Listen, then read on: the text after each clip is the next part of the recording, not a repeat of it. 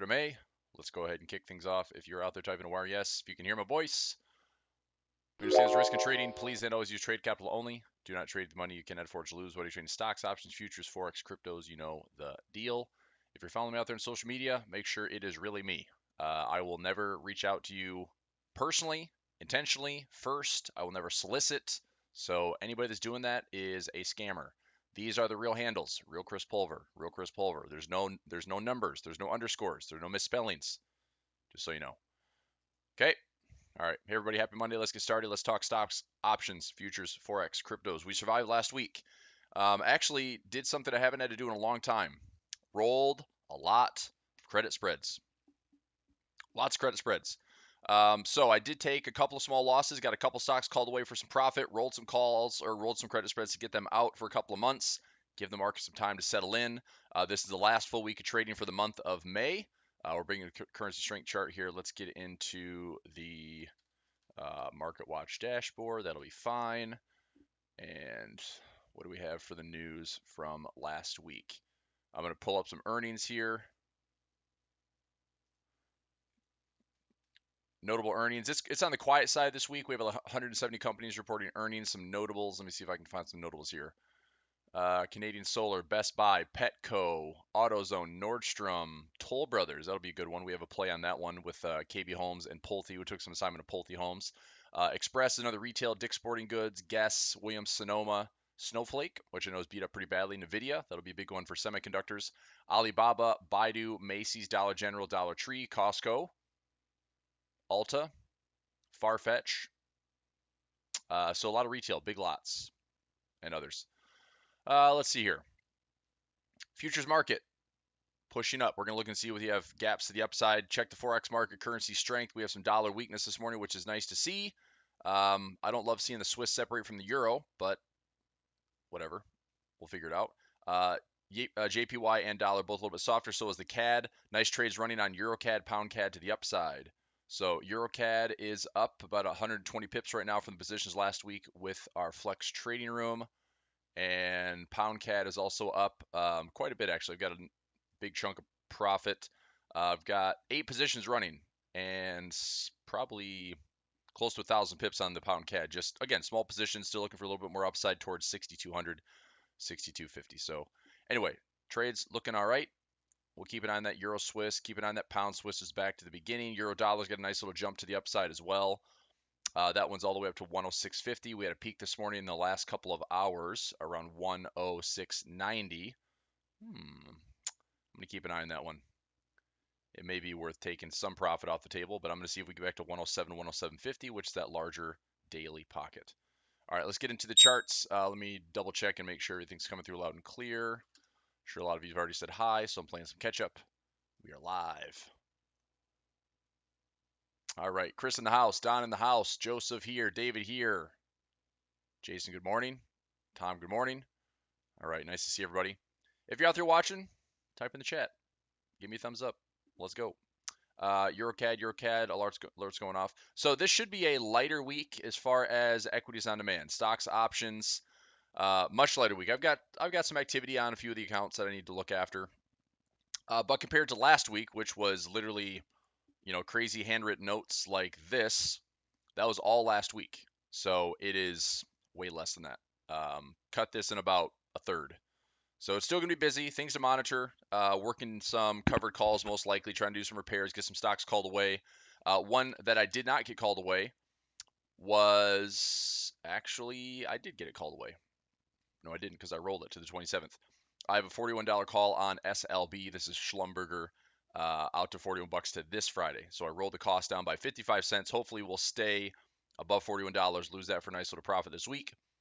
I will go back in and continue to repair Johnson & Johnson, which we're at 177.60. I'm going to add a probably 180 to 182.50 covered call on this one as well. I believe I have that one. Yep, add covered call. Got that one on the notes. So, all right, like I said, last full week of trading for the month of May, Monday through Friday, no disruptions. We are going into a holiday weekend. So I think that the market may treat this week like it's the end of the month, although it's technically on Tuesday, but it's only going to be one day of trading because Monday is going to be a holiday. So there might be some wild volatility through this week. Maybe Thursday, Friday, things get squared up. Maybe we have some U-turns, perhaps. Maybe not. Maybe we continue to see path of least resistance and continuing to push the same direction that we've been pushing most of the time, which has been down. Right? Are we not like 6 or 7 straight weeks in a row down? Here's the S&P. Here is the weekly. Take a look at this. So last week, this is nuts, right? Indecision candle, 1, 2, 3, 4, 5, 6, 7 weeks in a row. Thank you very much, Mitch Lippy. You have hit the pretty massive correction level. This is a 144 EMA. We did hit last week. We did flush and take out the lows for a split second. We kind of wicked down to that 38% correction. Now, again, we noticed this. We have past resistance becoming support. We have a 38% Fibonacci.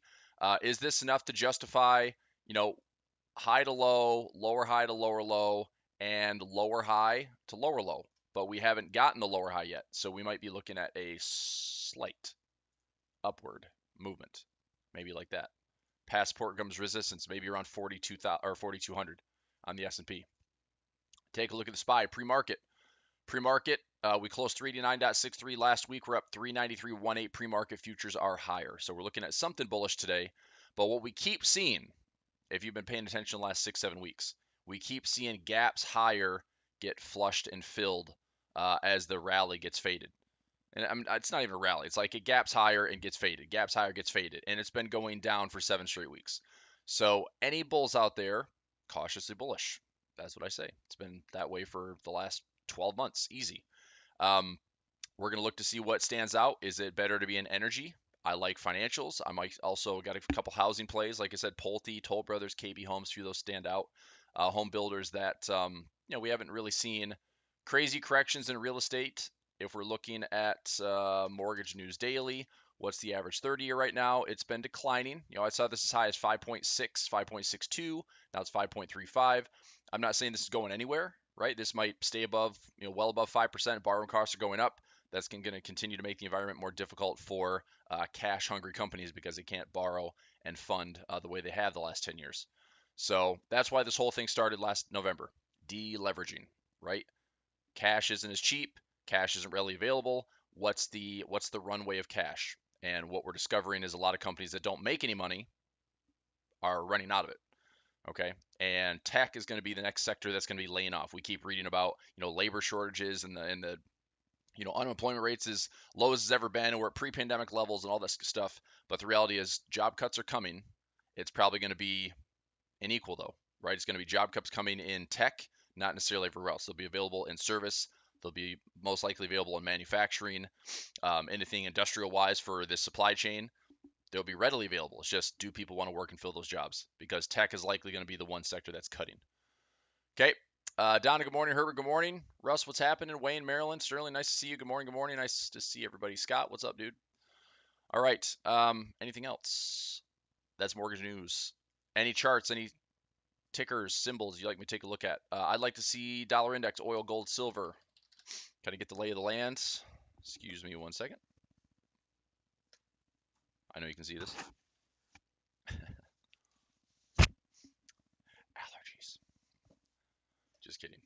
All right, dollar index. So was planning, here's a daily chart.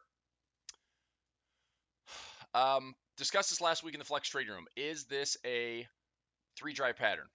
We have a rally up, pullback, rally, pullback. Are we going to have another rally one more time to test or breach this high, and then the dollar correction comes into play? I don't know if that's the case. That would mean we're going to completely reverse. We've already had some good traction in currency pairs that are showing dollar weakness right now. So that's an option. That's a 3-drive pattern. If the dollar gets stronger this week, we come up and tap this weekly pivot. We close above this weekly pivot. We might be heading back up towards these highs. Okay, that would also be path of least resistance, continuing the same direction we've been seeing for most of April and May with dollar strength. Now, having said that, this is also a 5th wave move, and I expect the dollar to have a high to low, lower high to lower low. And that also gets us down to this yearly or this monthly pivot and this weekly pivot back into some pockets. And again, if that 3-drive pattern doesn't work and we just come down to this monthly pivot, If we take out this recent low, we could see a little retracement and a little flush lower. Find a pivot, find a pocket, there's a correction, and then the dollar has to make a decision. Do we go back up to continue the trend through summer, maybe August, September? Or does the dollar continue to unravel on a correction because we have a massive range, with this being the range highs way up here? Okay, this would be resistance, and this would be support. All right, so I don't know. I do know that from a technical standpoint, 3-wave moves are likely, or a correction ABC is likely from a 5th wave completion. So if it's 1, 2, 3, 4, 5, which is where most dollar crosses are at right now, we're at least looking for a 1, 2, 3, or an ABC. Back to this high, back to this low. A lot of those corrections are looking to play out. I like euro dollar long for that. We've been long last week, pretty heavy last week, actually around 104.60, 10500. Pound dollar, same thing, from 22.50, 22.25, in fact. We've been long on the pound US dollar. Aussie dollar bouncing off of 7,000. I know we came down as low as 6,800 or so, 6,900, and we're back up to above 7,000. New Zealand dollar also turned really nicely off of 62. Dollar CAD respected the 1.30 handle, and the dollar Swiss turned beautifully off of parity at 1.00. So we are seeing dollar weakness. Okay, so if that continues, I still like the plays I've just in. Euro dollar long, pound dollar long. Targets I'm looking for, euro dollar, 107.50. There's a monthly pivot right up there, just shy of it actually at 107, and then a nice little pocket trade around 107.40, 107.50. I'm going to keep an eye on that one. It didn't activate my alert, which was literally sitting right at the pivot, so I'm going to take a look and see, can we get there? Can we get there? 106.87, let's go. 106.87, I'll just put 106.80. 106.80. Just shy of May monthly pivot. And I'm going to see if the dollar index can hit that monthly pivot that we talked about. So I'm going to stay with that one. Pullback area 106.20, 106.15. And that'll be a pocket right in here, 106.16.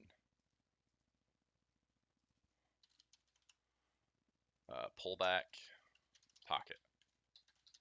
All right, so whatever comes first. Either we continue up, make a fresh high, tap that monthly target. Let's get to 107 plus. See if we can see some dollar weakness continue. Pound US dollar. Same thing, easier to see on the 4-hour or the 8-hour time frame. We took a buy trade here in the flex trade around 22.25. Great fill. There's a monthly pivot up here around 27.15. We also have a nice pocket that stretches all the way back up here towards 29, 29.50 and some pivot clusters. So I'd like to see it get back into this pocket if possible. But at the same token, I will take this. Rally, rally. We tap that monthly target. I think this is worth protecting some profit. Just to be on the safe side, we'll be up about 500 plus pips off our lows. So I think that's worth protecting. And also, EuroCAD is moving nicely. Let's see if we can get up. I had a pocket filled around 36.50. I'm not taking profit yet. I'm tempted, but I'm not taking profit yet. I'm going to see if this EuroCAD can continue to break this trend line, which I've been patiently waiting for the last couple of weeks. So we're looking at some hidden bullish divergence. We don't have oversold conditions, but I'm going to see if we can U-turn off this and get these lows to break. Pound Canadian did have oversold conditions with hidden bullish divergence, waiting for a trend line to break and come back and find 6,200 is a monthly pivot, as well as a 6,250, 6,280 is my entry one, which I know has nothing to do with the technicals, but if I can get my entry one back to break even, I'll take the other 7 positions I'm in that are better prices and take profit on those. So pound CAD, euro CAD, I'm liking for this week to continue to let it run. Let me see if I can set that chart alarm at that monthly pivot right in here. 61.96. I'll set it at 61.95. There we go. All right. Monthly pivot hit. Can we get to 1.6280? All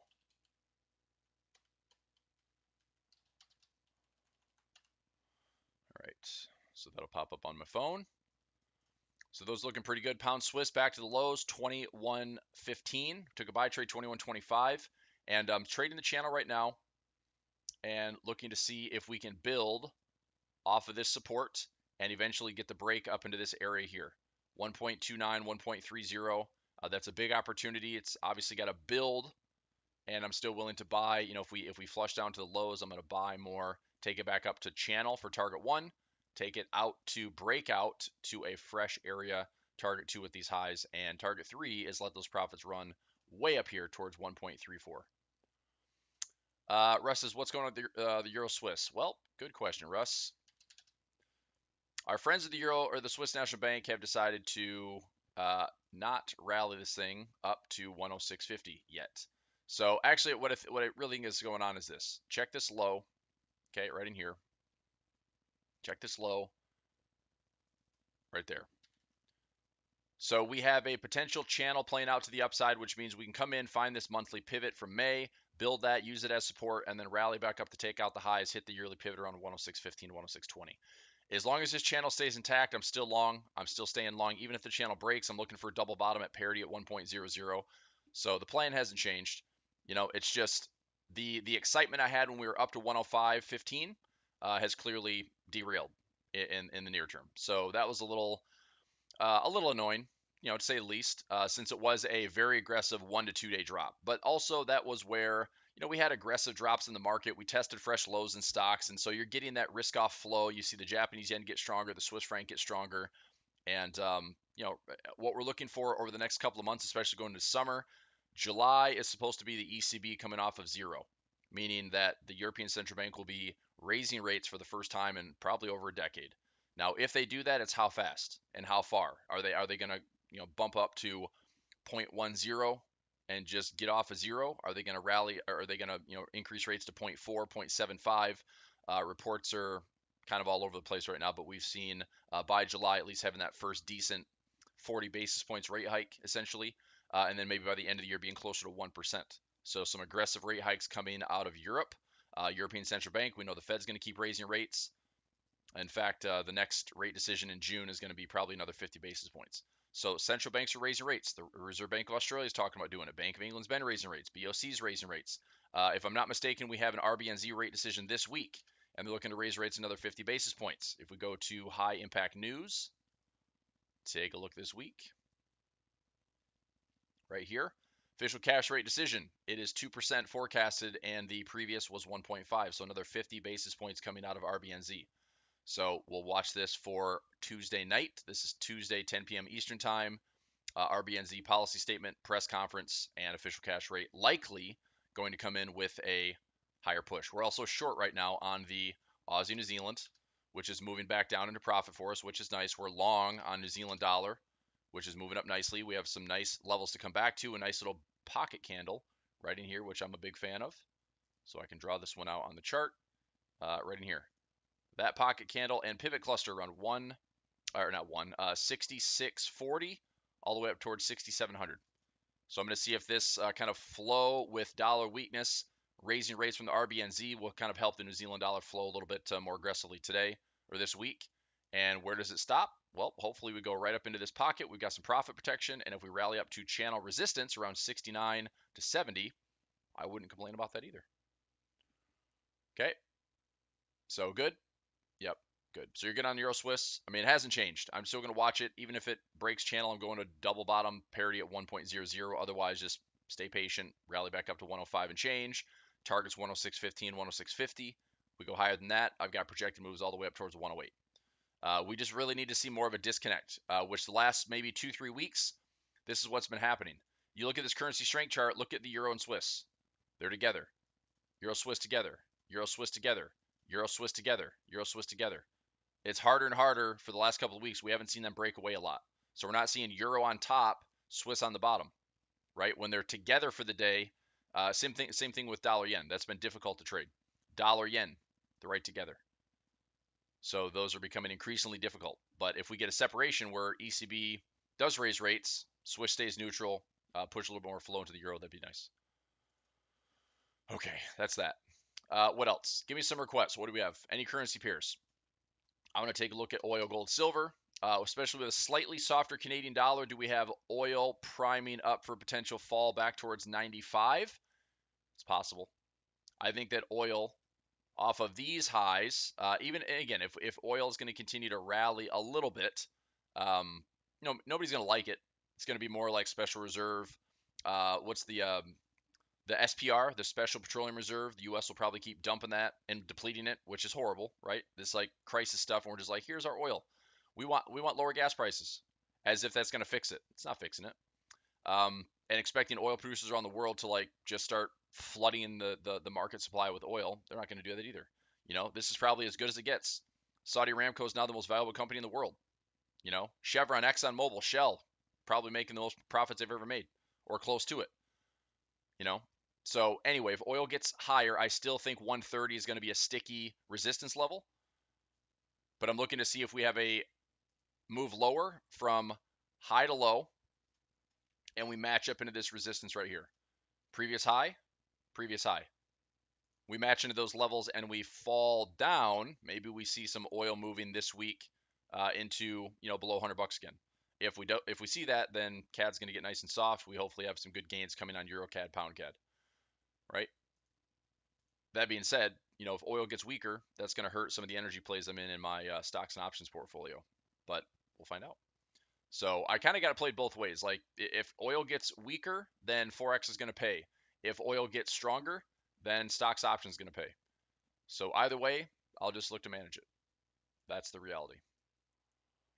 All right, gold and silver. We're looking for dollar weakness, so I do expect gold and silver to continue to recover. Gold, I'm looking to rally back here towards 1890 to 1900 off this nice trendline support. I don't think gold is coming back to 2075 anytime soon, but at least coming back towards 1890 to 1900, I am pretty bullish on gold to that level.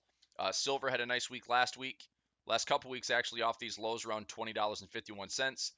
We have a nice monthly pivot at 23. I'm actually long on silver, not John Silver, all the way back to 29 to 30 bucks. So I am trying to continue to accumulate silver in this area. Anything from $22 down to $19.50. Now, of course, it can break lower, and I don't want to ignore that because if I bought some silver here, which I'm long with a break even around $21, I'm looking to buy more in here if it visits the 1950 handle, and I will certainly retest these COVID lows from March 2020 at $13, $14. So area 1, area 2, area 3.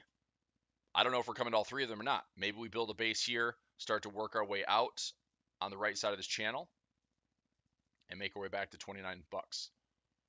Okay, or we settle in first, we have to base. Maybe we have to build a little bit more of a base so it settles back in, wait for some trend line breaks, look for some confirmation, maybe a falling wedge, and then when this thing goes up, we're looking to return to 27. Okay, and maybe we drift up here to the highs at 28, 29 bucks. So watching closely on silver, but I think silver technically has a really good setup to be long. Same thing on gold. Let's talk cryptos. I saw Bitcoin is back up to 30 bucks, and interest. It's just really it's pretty boring right now. I mean, I know that doesn't get said a lot for crypto, but it is. Like we have a really tight range. I think that the next big move in forex or the next big move in crypto is probably going to be dependent on where we are in stocks. Case in point would be this: if stocks rally, crypto recovers, right? If stocks fall, crypto drops. Right now, at this point, it's pretty simple. If the markets build off some lows, if the stock market build off some lows and we see a recovery, a broader recovery right now, it could be tech, could be everything. If we see mostly green on your, S&P 500 heat map, I think crypto will get above 31. I think Bitcoin will make a rally back here towards $33,000, $34,000. It still has a lot of challenges ahead. We've got pivots, which are great. We have pockets all the way back here towards 37 to 38,000. I would love to see this level hit for sure. Right back in here, that nice pocket candle from an aggressive sell-off. I think Bitcoin will come back and find that eventually. I just don't know if we're going to just rally off of this little recovery. So we had this aggressive low and it's consolidating. So is this the bottom right there? I don't know. So what I'm looking for is what structure telling us. Well, if we're going to rally, I think we have to have a broad rally in the markets. If we fall, we're going to see fresh lows in the markets and cryptos are going with it. So I'm not saying that Bitcoin's untradeable. I'm just saying that there is some potential where we break these highs. I would look to be more aggressive and start protecting profits into this 36 and 37,000 in the short term, or of course you can hold it forever. But if it breaks down, just be prepared for more, right? We come back down to this low around 25K. 25K vulnerable, 20K is not out of the question, 15 to 10K is not out of the question. Mining costs are sitting right around $25,000. Okay, so to mine a Bitcoin, it's around 25K. So does it stay there? Does it keep getting more and more expensive? We're going to see where those floors get put in on Bitcoin. Ethereum is back up to around 2K. We're trading at 2067. Same thing. Sharp low, some sideways movement. If the broader stock market recovers, we have some risk on and risk appetite. I think Ethereum recovers. This is a pocket that I'm looking back to as well, 27.99. I mean, even right now at 2,000, an $800 move is a 30 to 40% move on Ethereum. It's pretty exciting. At least something in the near term. Plus, we have pivots galore to the upside. Okay, good stuff on that. So keep an eye on it, and we'll watch. And I keep saying this: my newsletter, pulverreport.com. Subscribe to the newsletter. My Friday recaps. I'm just talking about the levels. I'm mainly focused crypto-wise. I'm mainly focused on Bitcoin and Ethereum right now. That's it. I have like 12 coins in my portfolio. I'm just letting some of them run. I haven't dollar cost averaged into many of them. In fact, Ethereum and Bitcoin are the only two I've been actively adding to over the last 2 months, 3 months. And I'll still add to them. If we test lows, I'll add to them. But I'm watching closely. I want to see what the structure is. I'm looking for signs of support, just like everybody else. Okay. Take a look at the 10-year note real quick. 10-year note, TNX. We're trading at 2.82. I would certainly not be opposed to this thing dropping a little bit, just a bit of a correction that would help the dollar weakness in the near term. If we look at the TLT, that is the 20-year bond, we're off the lows. So bonds are showing a little bit of rally to kind of give investors, some sense of an uplift or an uptick, but still bonds are pretty much uninvestable right now. And cash is also very tough to be in because you're just losing to inflation. But SPY came off aggressively off the lows to finish the day last week. It's 9:28, market opens in 2 minutes, and we're still looking at a $3 to $4 pre-market gap higher. So this was the flush I was talking about. Remember, the 38%, it's officially tapped. The 20% level, we're testing it. If you want to look back for a little history lesson, go back to 2018 when the market sold off 20 to 25%. It was like 21%. So here is 2018. Okay, market reached some highs, and we had a flush down in August and a continuation in December. And from top to bottom, peak to trough, this was around 20%. Right there. That was 20.63%. Now, from that point, you would think like, oh man, that's a crazy move. Well, and then there was COVID. And then there was where we are right now, which it looks like we are in a much worse situation. Okay, this is still from peak to trough, 20%. 20.58%. This is exactly the same percentage sell-off that we had back in 2018. And why did the market sell in 2018? Because the Fed raised rates 4 times and the market was looking at a tightening cycle. What are we doing right now? It's a tightening cycle. Fed is raising rates. Fed's already raised rates twice. Looking to raise rates 3 times, 4 times, maybe even 6 or 7 times. But it's all about how this market is digesting it. Okay, Mazen asking dollar Swiss long down. You want to rephrase that? Dollar Swiss down. I agree. Long term down, no. I mean, I think dollar Swiss down is this. If we come back into, look at this, from this low to this high, if we come to around 50%, we might have the dollar Swiss bounce off that, right? I personally, I'm not doing anything on dollar Swiss. We were long in here, long, took that long. We followed this as long as we possibly could, hit our symmetry at 96 and change, ended up taking profit between 98 and 99. So we did a great job riding this thing long. Now that it's pulling back, I hope what it has in store for us is something like this. Come back to past resistance becoming support right around 9,500. So if we have a high, low, lower high, lower low, I'm looking to settle back in and then buy more dollar Swiss to come back to parity.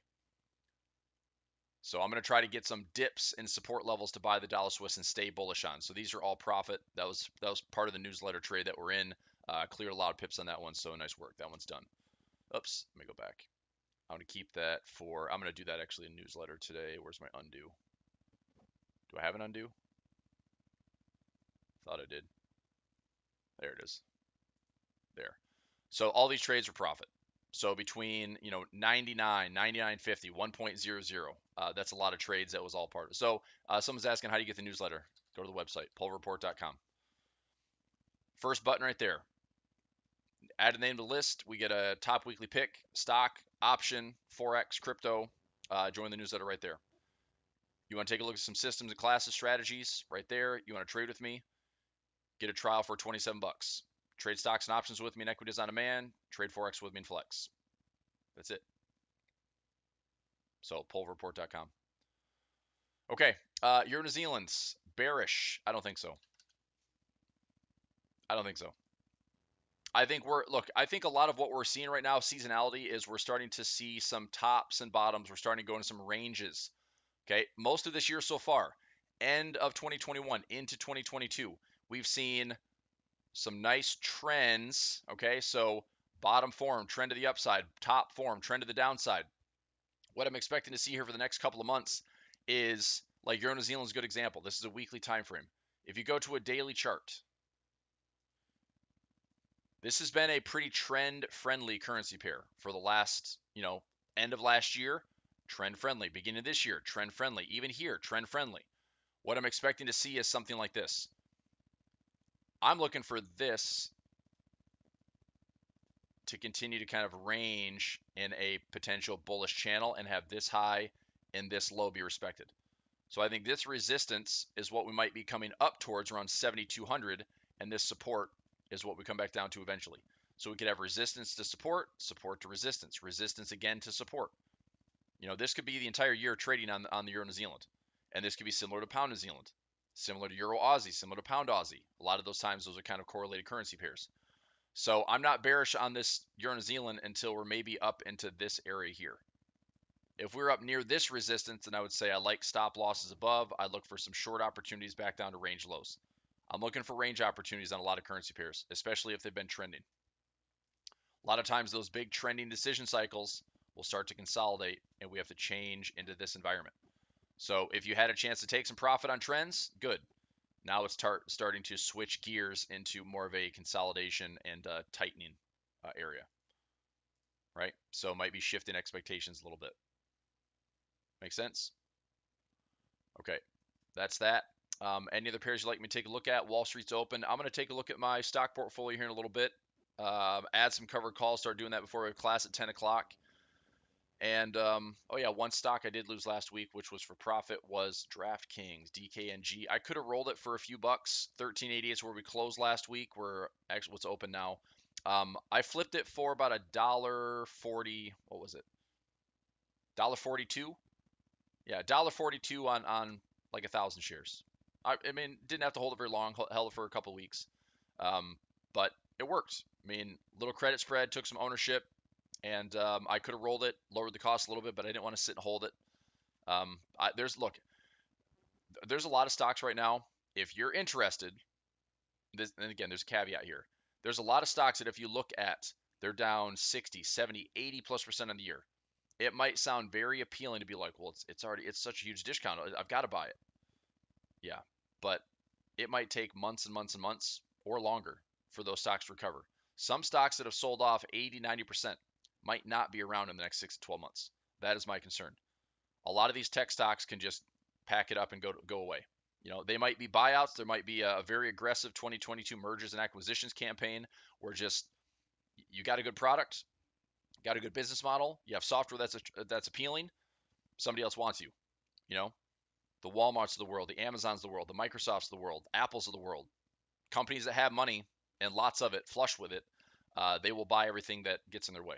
So we could have lots of mergers and acquisitions coming, potential buyouts, but now that there is essentially a fire sale of things that are 80, 90% off, you're not getting paid a premium.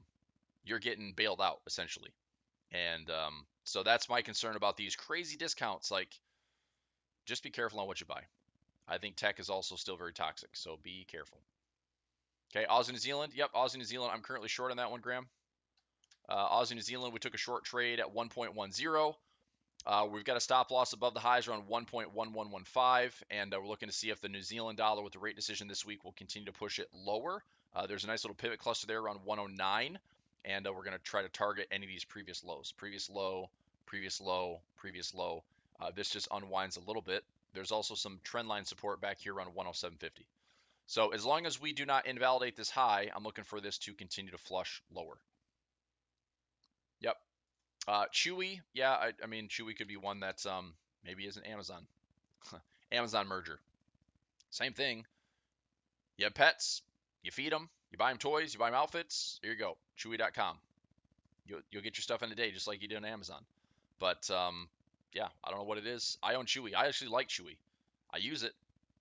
We have monthly subscriptions and stuff like that to them, or monthly products that ship. But yeah, their stock's awful. Now I look at it and I'm like, well, it's a good spot, right? 20 bucks. So, I mean, I've averaged a little bit more. My break even on Chewy is around 30 bucks or $38. And I'm not going to take good quality working capital or good quality free capital and dump it into stocks that I feel are maybe vulnerable. I'd rather park free capital into stocks I feel like have resiliency, have lower volatility. I just don't want to see these high beta stocks that if the stock market's going to drop again, I don't want my poor portfolio to go with it. So I parked it more into financials. I'm parking it more into dividend plays. We've been positioning that quite a bit the last few weeks. Yep. Do you mean Twitter? TWTR? I mean, Twitter's probably going to just hang out until everything gets figured out with Elon Musk. I don't know what Twitter wants to do. We took a nice trade on Twitter, bought this thing low and it was like $30. So we owned it. We flipped it for about $7 a share. We had the big Elon news where he took it up here to 50 some dollars.